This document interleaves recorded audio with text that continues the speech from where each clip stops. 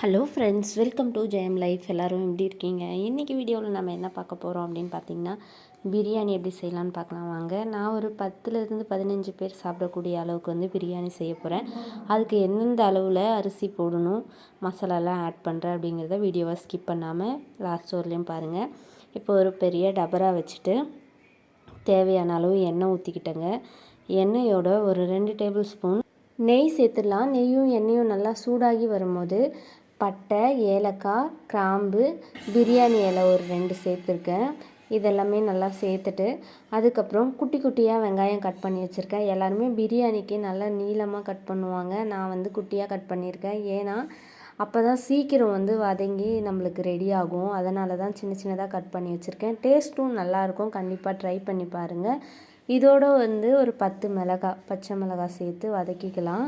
இப்போ வந்து நல்லா வெங்காயமும் பச்சை மிளகாவும் வதங்கிடுச்சு. இப்போ 2 கைப்பிடி அளவுக்கு புதினா சேர்த்துக்கலாம். புதினாவும் நல்லா வதங்கி வரட்டும். வதங்கினதுக்கப்புறம் ஒரு 2லேருந்து 3 டேபிள் ஸ்பூன் அளவுக்கு வந்து இஞ்சி பூண்டு பேஸ்ட்டு சேர்க்க போகிறோம். இஞ்சி பூண்டு பேஸ்ட் சேர்த்து நல்லா வந்து பச்சை வாசனை போகிற அளவுக்கு வதக்கிக்கலாம். இப்போ ஒரு டிப்ஸ் தரேன் உங்களுக்காக. இஞ்சி பூண்டு பேஸ்ட் அரைக்கும் போது நீங்கள் கொஞ்சமாக ஆயில் சேர்த்து அரைச்சிங்கன்னா 1 வாரம் ஆனாலும் 10 நாள் ஆனாலும் அந்த இஞ்சி பூண்டு பேஸ்ட்டோட கலர் சேஞ்ச் ஆகாது. கண்டிப்பாக ட்ரை பண்ணி பாருங்கள். இப்போ இஞ்சி பூண்டு பேஸ்ட்டெல்லாம் நல்லா வதக்கி எடுத்தாச்சு. அதே மாதிரி குட்டி குட்டியாக கட் பண்ணி வச்சுருக்க தக்காளியும் இதோடு சேர்த்து நல்லா வதக்கி விட்டுடலாம். தக்காளி வதக்கிறதுக்காக கொஞ்சமாக நான் உப்பு சேர்த்துக்கிறேன். உப்பு சேர்த்துட்டு நல்லா வதக்கி விட்டுடலாம். இப்போ தக்காளி எல்லாமே நல்லா வதங்கி எண்ணெய் பிரிய ஆரம்பிச்சிருச்சு. இப்போ வந்து நம்ம மசாலாலாம் சேர்க்க ஆரம்பிச்சிடலாம். வெறும் மிளகாய்த்தூள் 2 ஸ்பூன் சேர்த்துக்கிறேன். கொஞ்சமாக மஞ்சத்தூள் சேர்த்துக்கிறேன். அதுக்கப்புறம் தயிர் வந்து கொஞ்சம் எடுத்து வச்சுருக்கேன். அதையும் இதோடு சேர்த்துக்கலாம். நீங்கள் சேர்க்குறதா இருந்தால் புளிப்பு இல்லாத நல்ல கட்டியான தயிராக சேர்த்துக்கோங்க. இது எல்லாமே நல்லா மிக்ஸ் பண்ணி விட்டுட்டு இப்போ பிரியாணி மசாலா சேர்த்துக்கலாங்க. நான் ஒரு 2 ஸ்பூன் அளவுக்கு பிரியாணி மசாலா சேர்த்துருக்கேன். இது எல்லாத்தையுமே நல்லா மறுபடியும் ஒரு வாட்டி மிக்ஸ் பண்ணி விட்டுடலாம்.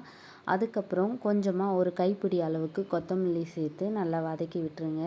இப்போ தேவையான அளவு உப்பு சேர்க்க போகிறோம். ஆல்ரெடி வந்து தக்காளி வதங்கிறதுக்காக உப்பு சேர்த்துருக்கோம். இப்போ நம்ம பிரியாணிக்கு தேவையான அளவு உப்பு சேர்க்க போகிறோம்.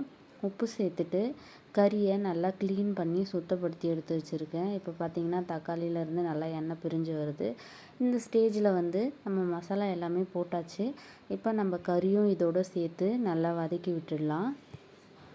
நான் வந்து சிக்கன் 1.5 கிலோ சிக்கன் எடுத்திருக்கேன். 1.5 கிலோ ரைஸ் எடுத்திருக்கேன். யூனிட் அரிசி தான் எடுத்திருக்கேன். இது வந்து 10லேருந்து 15 பேர் தாராளமாக சாப்பிடக்கூடிய அளவு தான். இப்போ இந்த மாதிரி நல்லா கறி வதக்கி விட்டுட்டு மூடி போட்டு விட்டுருங்க. அதுலேயே வந்து அந்த சிக்கன்லேருந்து தண்ணி வரும். அதுலேயே நல்லா வெந்து வரும். அப்பப்போ நடுவில் எடுத்து நல்லா கிண்டி விட்டுருங்க. அப்போ தான் அடி பிடிக்காமல் இருக்கும். இப்போ பார்த்திங்கன்னா சிக்கன் வந்து நல்லா பாதி வெந்துடுச்சு. இப்போ தண்ணி சேர்க்க போகிறோம். 1 கப் அரிசிக்கு 1.5 கப் தண்ணி சேர்க்க போகிறோம். நல்லா கொதித்ததுக்கப்புறம் நீங்கள் வந்து அரிசியை சேருங்க. அரிசி வந்து 1/2 hour முன்னாடி தான் ஊற வச்சேன். நீங்கள் ஊற வைக்கிறதுக்கு முன்னாடியே நல்லா கழுவிடுங்க. ஊறினதுக்கப்புறம் கழுவுனிங்கன்னா அரிசி உடஞ்சிடும். இப்போ உப்பு காரம் எல்லாமே செக் பண்ணி பார்த்துட்டு நம்ம வந்து ஒரு மூடி போட்டு நல்லா கொதிக்க விடலாம். தண்ணியெல்லாம் வற்றினதுக்கப்புறம் எப்படி இருக்குதுன்னு பார்க்கலாம். இப்போ நம்ம எப்படி இருக்குது அப்படின்னு ஓப்பன் பண்ணி பார்க்கலாம். ஓப்பன் பண்ணி பார்த்தோம்னா லைட்டாக வந்து தண்ணி இருக்குது. இப்போ என்ன பண்ண போகிறோன்னா ஒரு கரண்டி வச்சு சைடு எல்லாமே வந்து நல்லா கிளறி விட்டுக்கலாம். நீங்கள் வந்து நல்லா கிளறணுன்னா உள்ளே விட்டு கண்டபடி கிளறிடாதீங்க. அரிசி எல்லாமே உடஞ்சிடும். இந்த மாதிரி சைடில் லைட்டாக கரண்டி கொடுத்து கிண்டி விடணும். தண்ணி ஏதாவது இருந்தாலும் வற்றிடும். இப்போ ஒரு தட்டு போட்டு நல்லா மேலே ஒரு பாத்திரத்தில் தண்ணி பிடிச்சி நாங்கள் வெயிட் வச்சுடுவோம். வெயிட் வச்சுட்டு ஒரு 10 நிமிஷம் கழித்து திறந்து பார்த்தா இந்த மாதிரி இருந்தது. இன்னமும் வந்து லைட்டாக ஒரு மாதிரி இருக்கிறதால நாங்கள் இன்னும் ஒரு 10 நிமிஷம் வந்து வெயிட் வைக்க போகிறோம். அடுப்பு எல்லாமே ஆஃப் பண்ணியாச்சு. இப்போ பார்த்திங்கன்னா நல்லா சூப்பராக உதிரி உதிரியான சிக்கன் பிரியாணி ரெடி ஆகிடுச்சுங்க. நல்ல ஹோட்டல் ஸ்டைலில் சூப்பராக இருந்தது. கண்டிப்பாக நீங்களும் ட்ரை பண்ணி பாருங்கள். ட்ரை பண்ணி பார்த்துட்டு எப்படி இருந்ததுன்னு சொல்லுங்கள்.